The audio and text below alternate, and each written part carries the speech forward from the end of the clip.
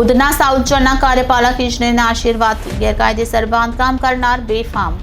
દાઉદનગર plot number 50-51નો building રૌપનું બાંધકામનું demolition કરવા કાર્યપાલક ઇજનેરનું મૌન કેમ.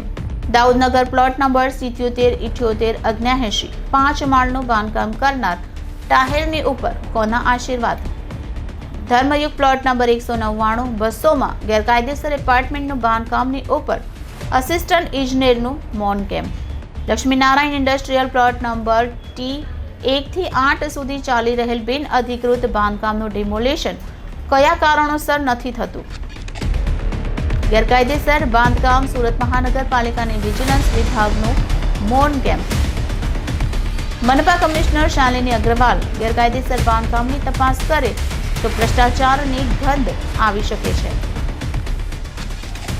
ઉધના સાઉથ ઝોનમાં કાર્યપાલક ઇજનેર સુજલ પ્રજાપતિના આવ્યા બાદ COP તેમજ માર્જિંગની જગ્યાઓ પર ગેરકાયદેસર બાંધકામ પૂર્ણ થયા હોવા છતાં કોઈ કાર્યવાહી નહીં. જો ACBમાં સુજલ પ્રજાપતિની ઉપર તપાસ થાય તો સમગ્ર ભોપાળું બહાર આવી શકે છે.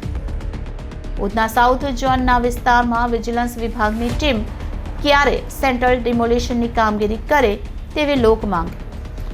ગેરકાયદેસર બાંધકામ ભ્રષ્ટાચારના પાપે ખુલ્લેઆમ ચાલી રહ્યા છે.